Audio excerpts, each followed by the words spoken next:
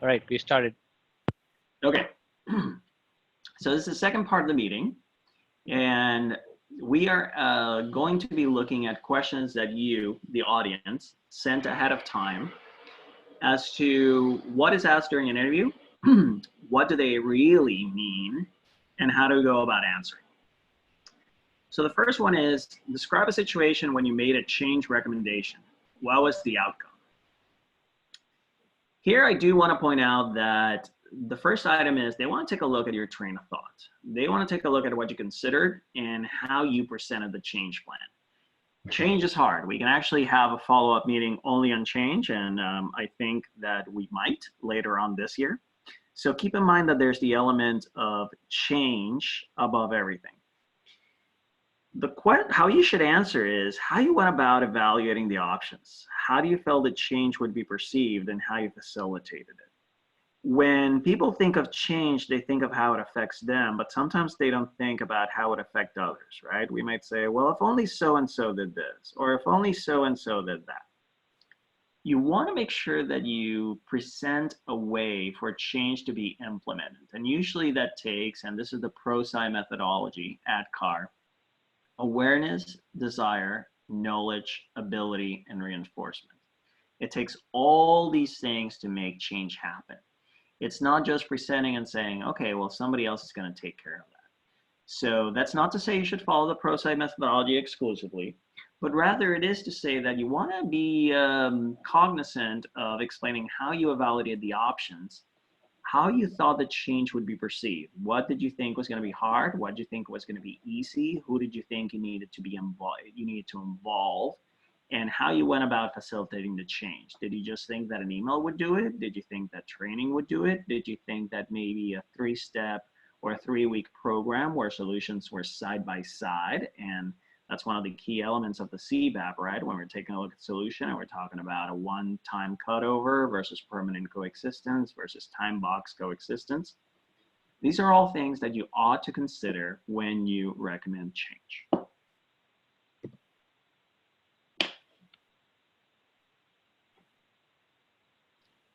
Another question as my screen moves is,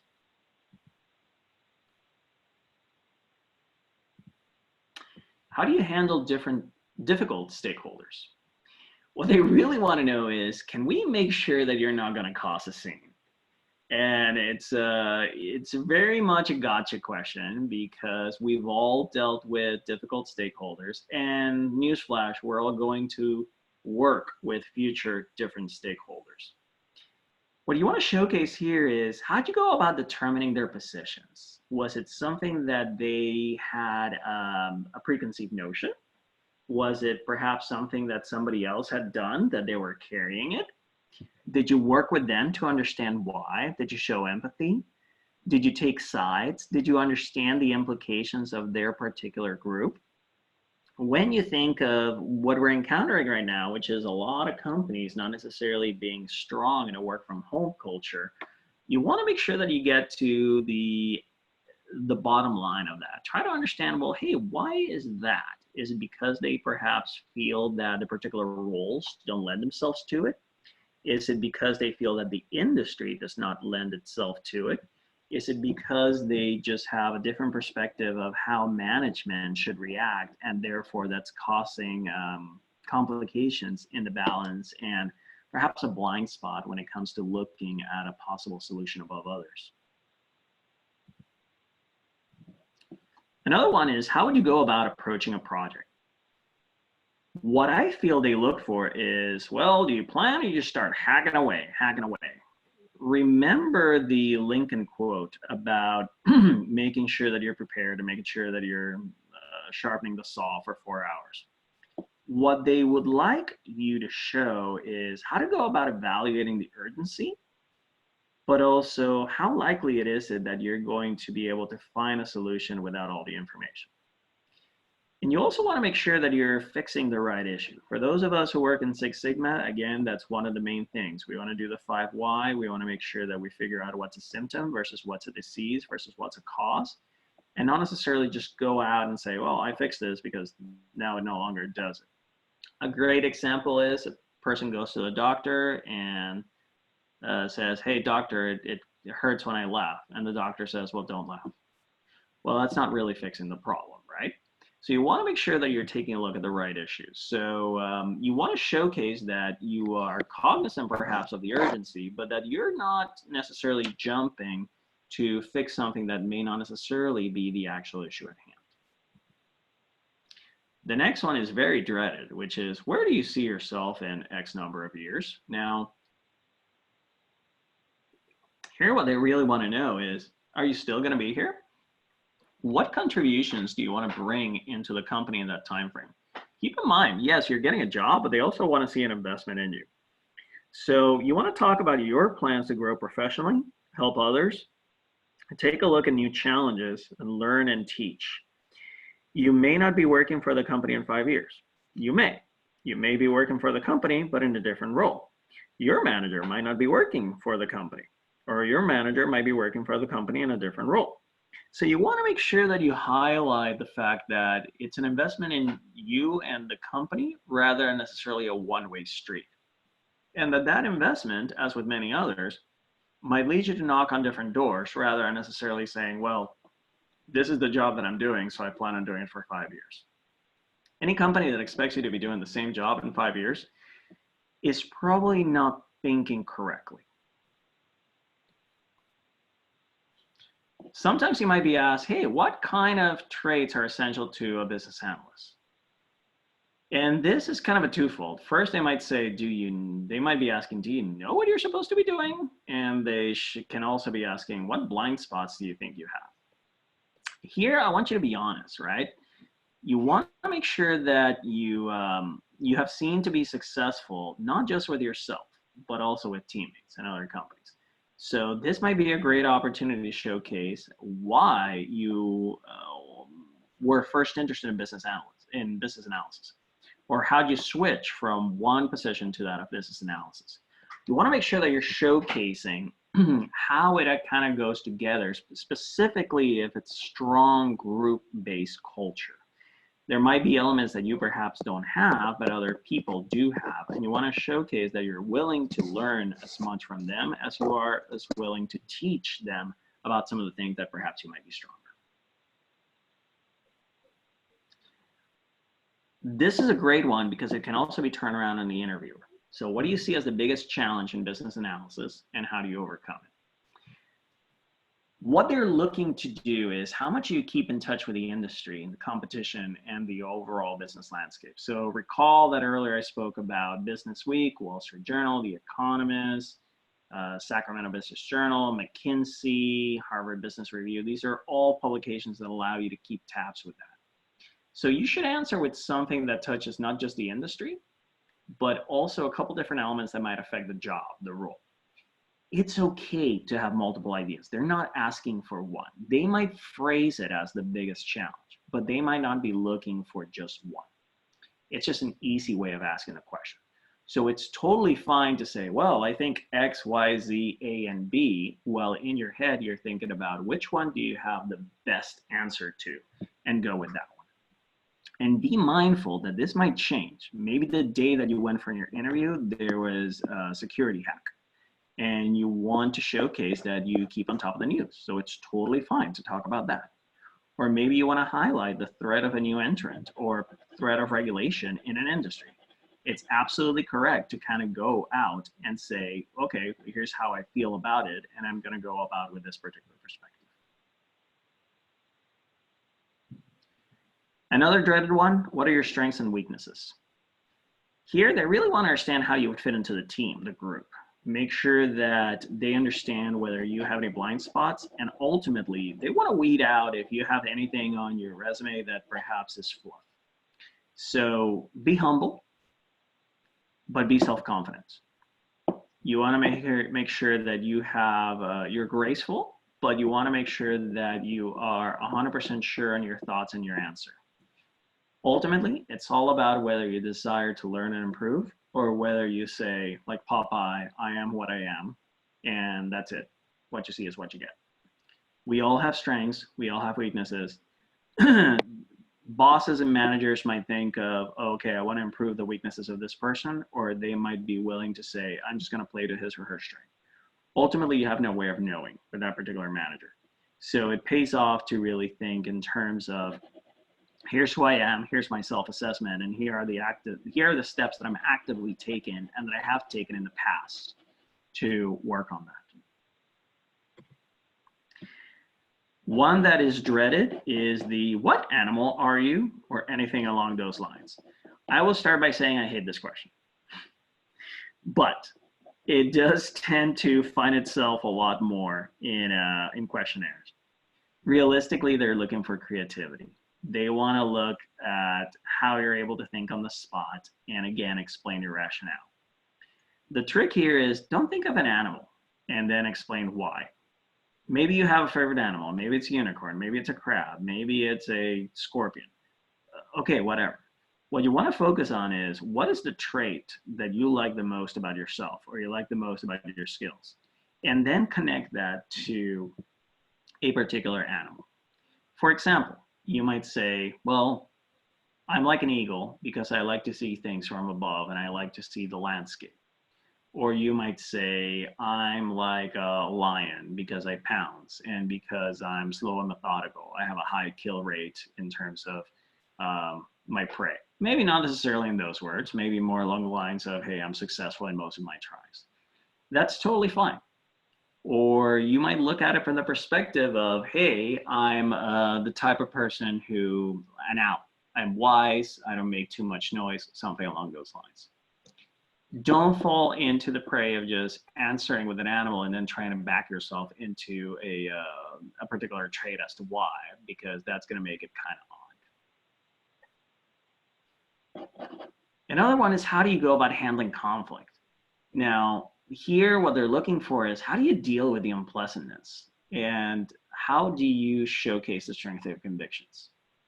So here, default to data, right? Talk about how different opinions are fine. You want to make sure that people have the right data and the adequate data and the correct data to be able to really showcase and to be able to defend those positions. Once you have that, then it's a good conversation. Dialogue is good. Debate is good. Conversations are good. Don't look at it from the perspective of, oh, okay, I have to go convince somebody with my toolkit, and my toolkit only has a hammer. You want to showcase how you go about doing that. And in some cases, honestly, you might find yourself disagreeing with the original opinion after being privy to other questions and being privy to other data points. Much like the one about where do you want to be in 5 years, a good one is, why do you want to work here? And what they want to look at here is, are you going to do the bare minimum? And here we want to make sure that you have looked beyond the job description. So remember, when we talked about preparation, we want to make sure that you've read the job description. We want to make sure that you understand the company. But go beyond. Talk about the future of the company. Talk about the history of the company. Make sure that you show that you have kept up to date with the news, and more importantly, that you have differing opinions, critical opinions. You may not be in favor of a decision that the company has taken, and that's fine. You want to showcase perhaps some of the elements that have not been thought of. Now, of course, you want to be careful here. You don't want to come about as arrogant, but you want to showcase that there's the element of critical thinking there. And this is a great question because it allows you the opportunity to kind of turn it around and say, well, what about you? You've worked here for so long. What makes you happy to get up in the morning? How come you keep working here? So this is one of those great questions that you can then turn around, and don't wait until the end of the interview. Yes, you should always have questions at the end of the interview, but don't wait. It's your opportunity to pounce whenever you see something that you want to have a good perspective on.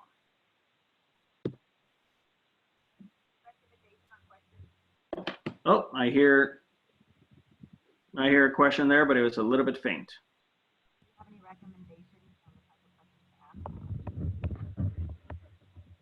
So I heard recommendations. If you wish, could you go ahead and type in your question on the chat, and then we'll get to it. Okay.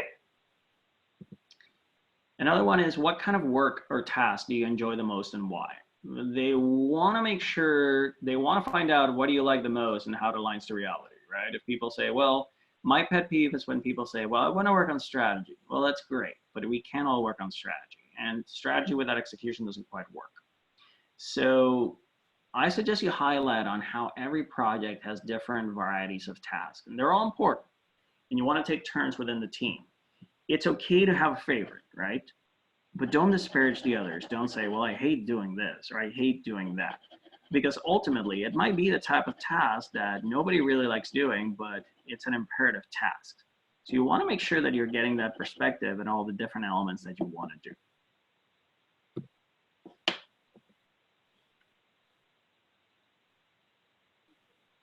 Bear with me as the PowerPoint loads. What kind of risks have you taken? Now, I will preface this by saying I'm particularly keen on risk. I do teach at UC Davis on the project management certificate. So from that perspective, this is something that appeals to me. But what they're looking for is to test your Goldilocks skills, right? Too little, too much, just right. Be mindful that risk is not a four-letter word. Risk ultimately can be positive, like an opportunity, or it can be negative, like a threat. If you have zero risks, that means no growth. And that is not something that's available, or that's not something that should be an option in business. The safest place for a boat is to be docked on a harbor. But that's not the place where boats should be, or ships should be. So from that perspective, you want to make sure that you highlight all the different elements and all the different solutions and all the different ideas that you would have as you gain additional expertise and you gain additional knowledge on the conditions and the assumptions. And you don't just look at it as, oh, I wouldn't take that risk. There might be elements or there might be methods where you can take that risk without necessarily taking it 100% in your role. You might be taking it while sharing that risk or while transferring that risk. And that way you can benefit in some of the rewards without necessarily running 100% of the risk with it. Another one could be, hey, what have been your most positive and negative management experience? Here, what they're looking for is, do you carry grudges? And more importantly, can you see the forest from the trees? So be frank about what you've liked and what you have not liked.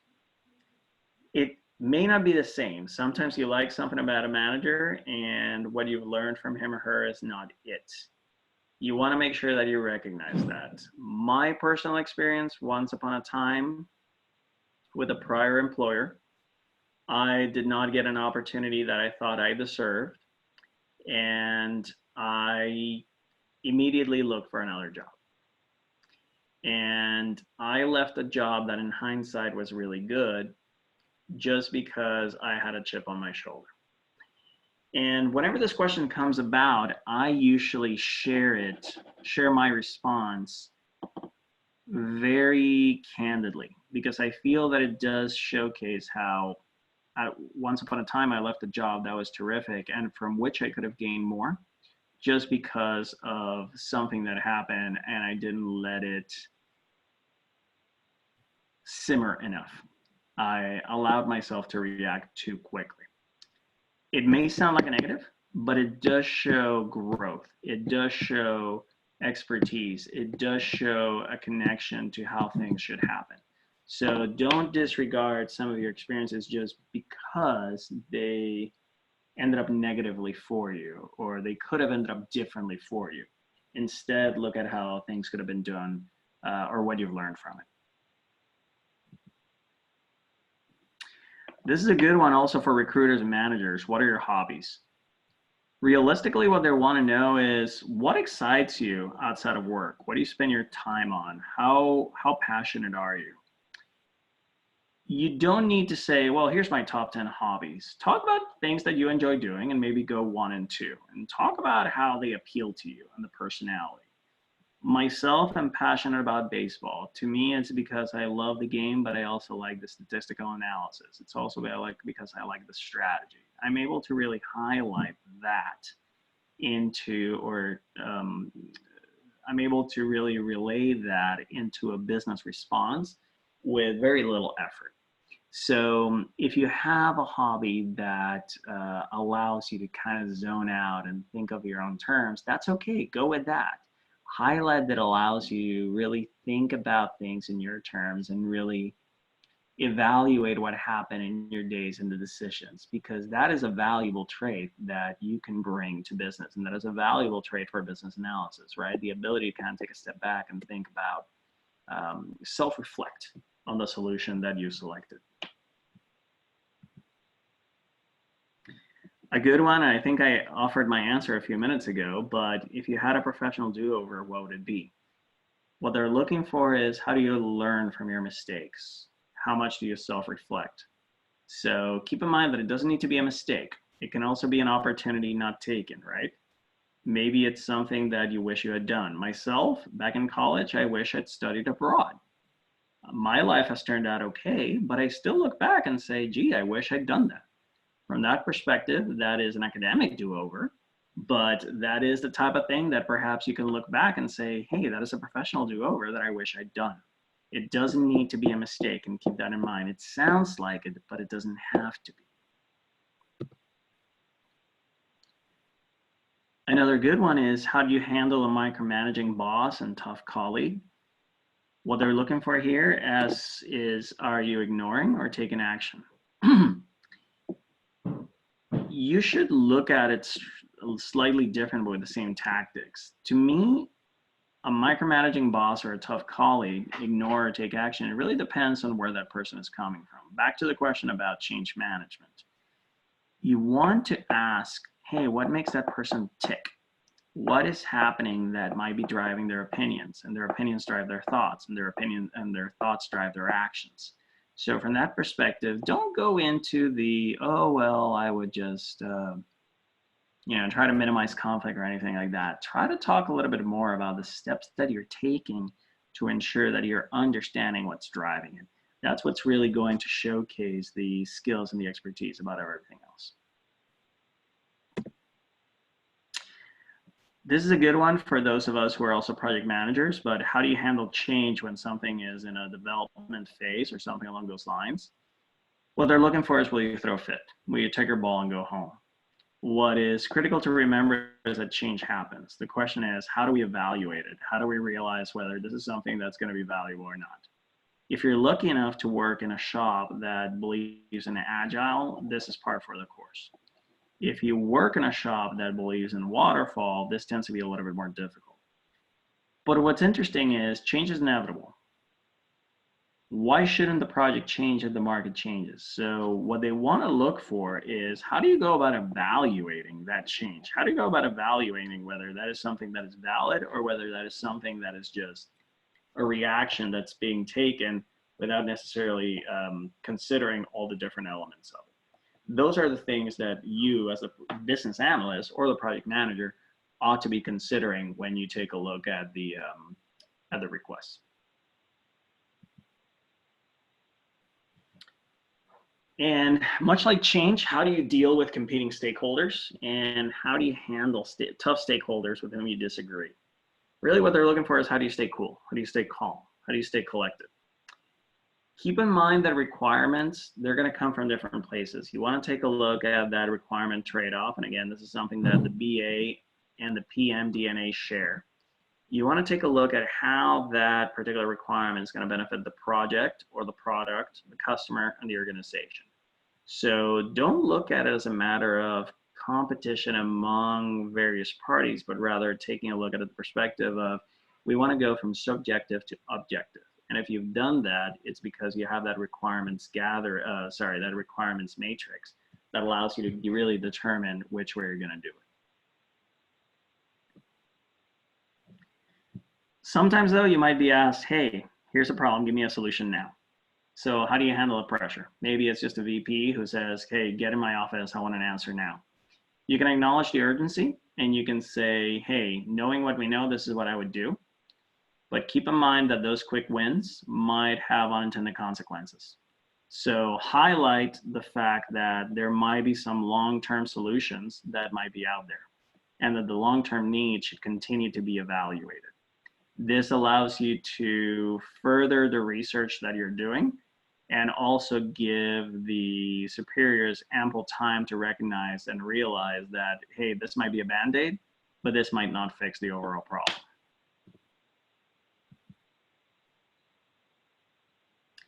We spoke about the shared DNA before. So you're applying for a job with an industry that you've never worked before. That shouldn't be as a negative. That should be an opportunity to expand your horizons. And what you want to highlight here is things that you have worked on in another industry that might be applicable. Now, bonus points though, if because you are switching industries, you anticipate this question and you're able to really come up with good research and good ideas on things that have worked in other industries and how they may or may not work in the other industry.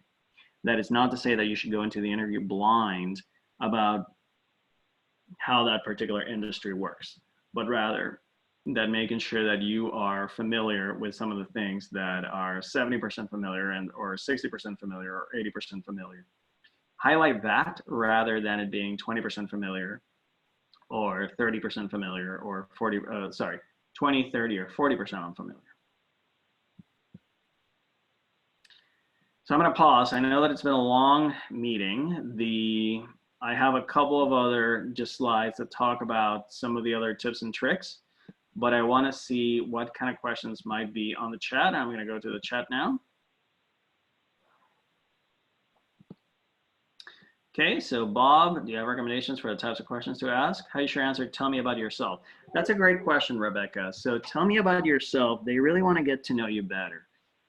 You shouldn't be talking about, well, on this particular day I was born and then this happened or something along those lines. Have a prepared 1 minute answer that allows them to bring up follow-ups, right? So maybe just say, hey, I've been in this industry for 10 years. I came up on the industry because I read a newspaper article, and even though this is not something that I studied in college, I have found myself drawn to it. Or, hey, I'm switching to, I've always been interested in this or other thing, and that has drawn me to this industry. For myself, I talk about how my bachelor's degree is in the liberal arts. I've always loved reading. I've always loved learning. I've always loved writing. And to me, that makes me a great candidate for BA. I talk about how I like to ask why, and I talk about how I like to ask about the origins and how problems came about. Ronnie, you're asking, what do you expect from this employment in return to your contribution or something along those lines? So show me the money, right? This is a very tough one. So if you're an internal employee, you should have a good sense of kind of what the position is going to be offered. If you're an external employee, that might not be as good. That might not be something that you're privy to. One great site is Glassdoor, Glassdoor. Glassdoor has information that's provided by insiders, if you would, about the company. So they'll talk about, well, here's what's great, here's what isn't, and here's the average pay for this particular role. Now, keep in mind, as with anything, it's going to be a range. Myself, I tend to start by saying, hey, here's the range that I feel would be applicable to my role. And again, I go to Glassdoor, I go to LinkedIn. But I always say, but it depends on the overall compensation package, including benefits. In my particular experience, healthcare is very important for my family. So I make it sure that I highlight that and that they're aware of that.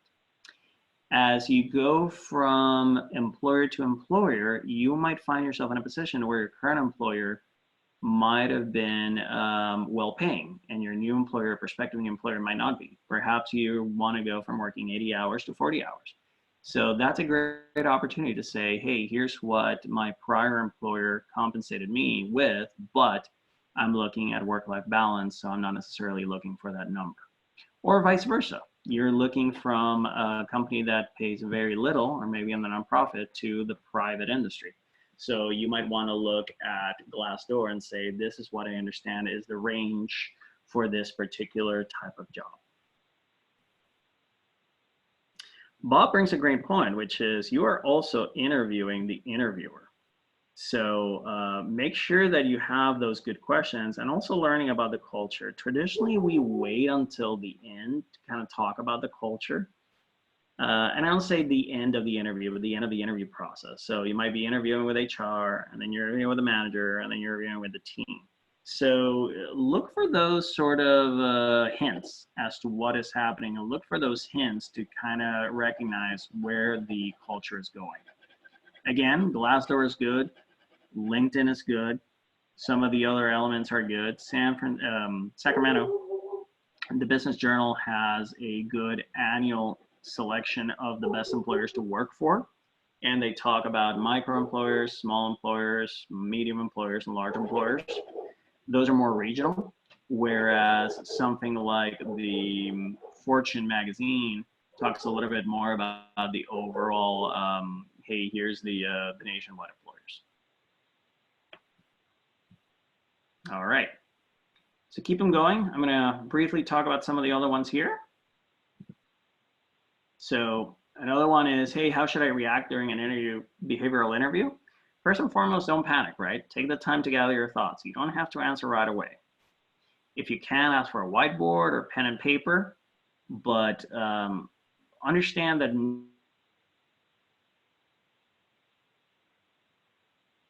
we lost you again.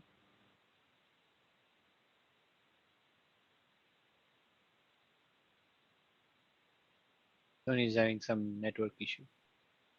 Tony, you there? Franklin Delano Roosevelt, President Roosevelt is be sincere, be brief, and be seated. Keep in mind that it's a first date. It's not a marriage, right? So don't get lost. Talk a little bit about yourself. Have it prepared. Maybe think in your head, okay, that's 1, 2, 3, 4, 5 sentences, and don't go overboard. Another one was questions about, hey, what if you're interviewing with somebody you don't know? That's totally fine. Take advantage of LinkedIn, right?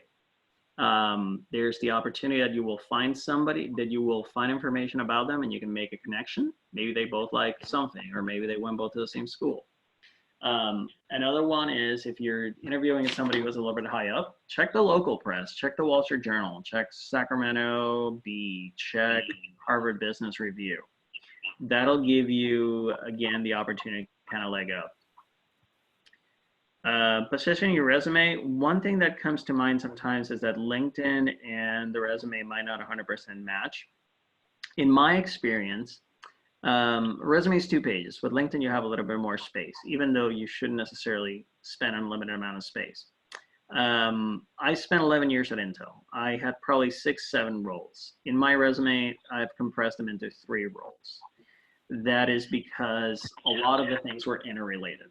So that's not to say that things conflict. It's just that in some cases, some of the things that I did during those 11 years show up on my resume under combined positions, whereas on LinkedIn, they don't. But what you're looking for and what the interviewer is looking for is to make sure that there are no conflicts there. And lastly, I think I have one for the interviewers. If my PowerPoint collaborates.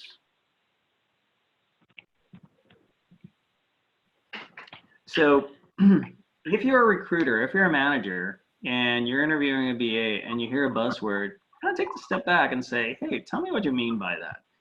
Twofold there. One, you want to make sure that you weed out those folks who are qualified from those who are not, but also there are some things that mean different things in different companies. And I'm not just talking about acronyms. I'm also thinking about cost-benefit analysis. A cost-benefit analysis might be very detailed for one company in one industry, but not as much for the others. So we spoke about the solution evaluation earlier and the trade-offs. You want to make sure that you're asking that candidate, hey, you said that you would like to do X. Tell me how you landed on X and then on Y. And change management is a particular passion of mine. I think that far too often it gets lost in the shuffle. You want to make sure that folks don't go into it thinking that, oh, okay, I'll just issue my recommendation, it'll get done. It's not just selling upward, but also each side and also downward. Now, I do want to point out, if you are a manager and you're looking for employees and you're given those dreaded HR questions, if you are forced to ask them, but don't feel that you're going to get a good sense of the employees with those boring questions. You want to ask other things like, hey, how do you keep your skills fresh? Or get a good sense of their train of thought, right? What are things that you feel are successful, but you personally don't buy? We spoke about fresh veggies. We spoke about hard-boiled eggs pre-made.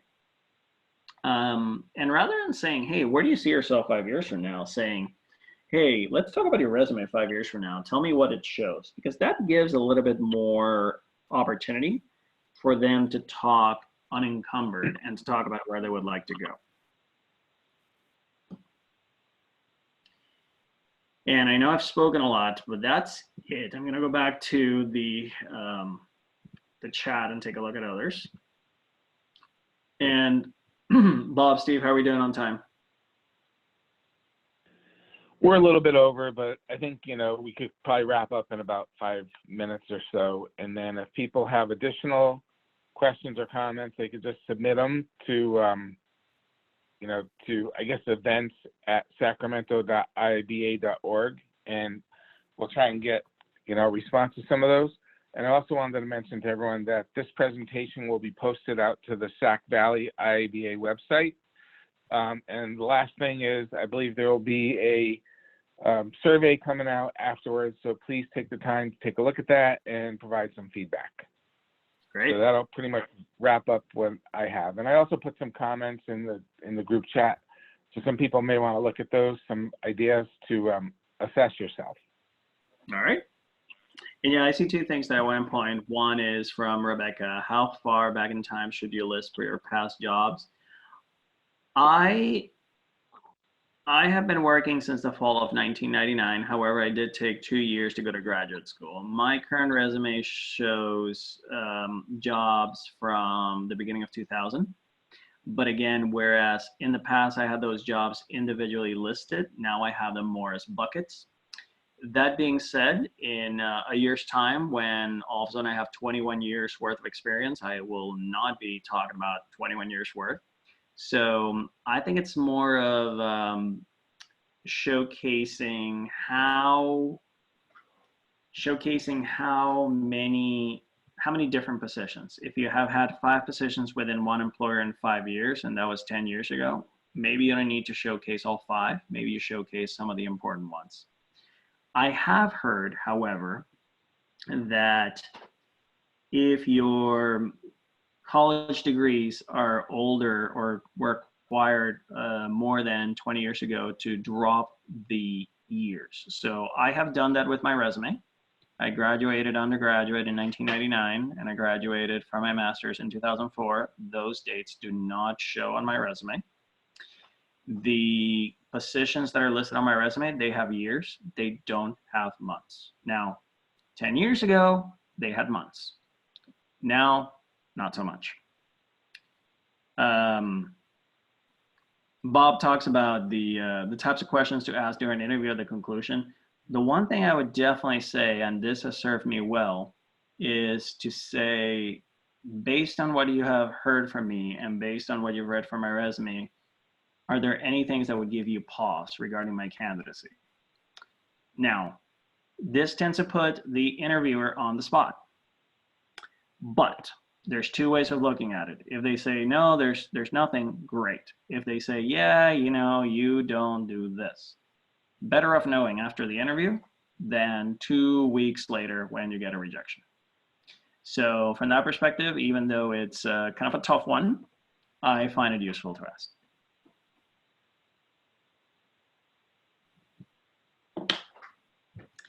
So with that, I will turn it back to you, Steve and Bob.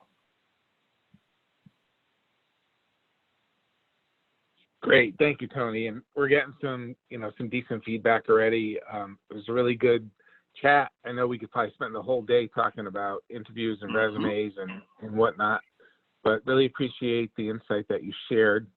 I did put in the chat window Bobby Heckinen's email address, so if anybody wants to contact her directly, I think she had a drop. if you're out there looking, obviously it's going to be an interesting time the next couple of months ahead. But, life is going to go on and businesses are going to be hiring. And so just keep plugging away at it. And yeah, another comment, like always, Tony did a great job. Thank So you. be looking for the feedback form. And again, the presentation will be posted out to our website. If you're not sure where to find it, I could tell you the exact name, but you probably won't remember. Just go to Google and just put IIBA SVC, and probably the first thing on the list will be the link to our website. Yeah. But it's at Sacramento. It's